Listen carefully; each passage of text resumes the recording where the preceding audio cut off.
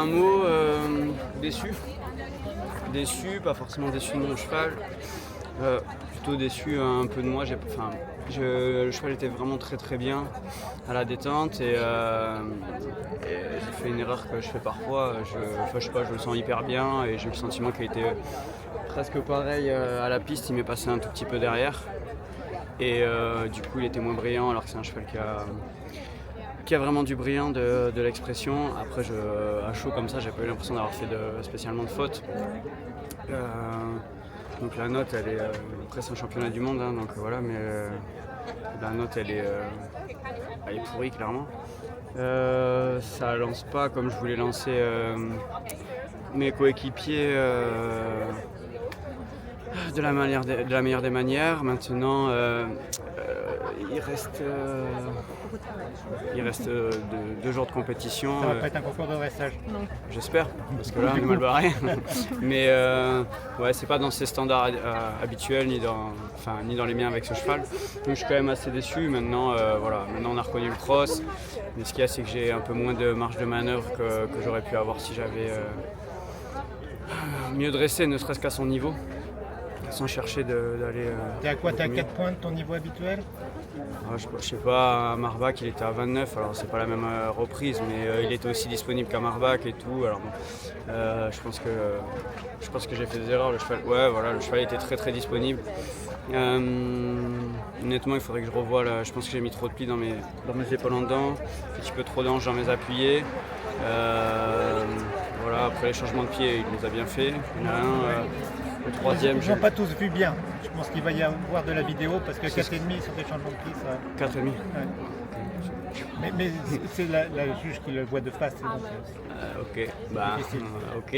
Mais bon, là, comme on a un championnat qui a plus de 2,5 points d'écart, ils peuvent revoir. Donc voilà, j'espère qu'ils ne vont pas revoir pour mettre tous à 4,5. Justement, je disais, tu lances pas très bien ton équipe. C'est ton 3e gros rendez-vous en championnat. C'est le premier en équipe et tu passes en ouvreur. Donc voilà, comment tu abordes un peu ça là. Bon, comment j'aborde ça assez sereinement parce que certes c'est un championnat du monde, mais c'est des normes techniques d'un 4 étoiles ou d'un 5 étoiles et ça j'ai quand même l'habitude d'en faire, même si je le faisais pour moi ces derniers temps.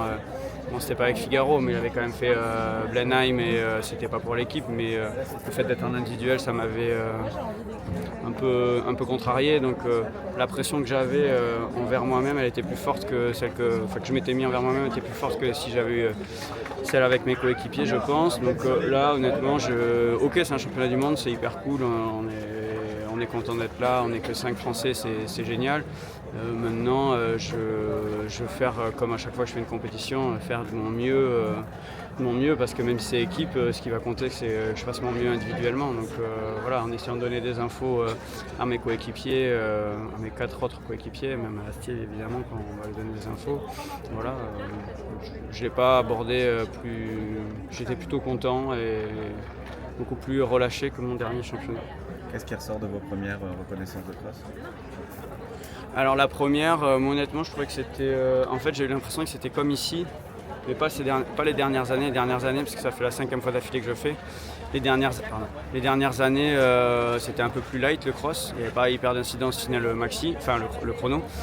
La première année où je l'avais fait, c'était avec Limen et on avait l'impression que c'était plus un 5 étoiles court. Et là, j'ai le sentiment que c'est la même chose, parce que d'habitude, il n'y a pas de temps pour souffler et tout. Et là, c'est la même chose, sauf qu'il y a 3 minutes de plus. On n'a pas le sentiment que les 3 minutes, ça soit 3 minutes de galop de plus. C'est hyper sinueux, assez gros, assez technique. Mais bon, en ayant dressé à 36,5, c'est pas si mal. Donc voilà. On reste quand même sur une durée courte pour ce niveau-là, moins de 10 minutes. Ouais, mais je pense qu'ils vont arriver beaucoup plus fatigués qu'un Bokello qui va être en 10 minutes 30. C'est plat pareil, mais c'est beaucoup plus galopant, même si on court dans le lourd parfois. Que là où... Après, peut-être je peux me tromper, hein, mais le terrain va être parfait parce qu'ils arrosent, ils font un boulot incroyable. Mais le fait qu'il y ait... Hier, on a fait la map, là, ça fait que ça. Et ça, pour les chevaux, même si on monte fluide, même si machin, c'est quand même éprouvant. Donc il va falloir... je pense que ça va être un cross où il va falloir vraiment monter avec sa tête et savoir économiser les forces de son cheval pour aller correctement jusqu'au bout. Ça tombe bien, ça tu sais faire. On verra samedi. Merci. Merci Benjamin. Merci. Merci.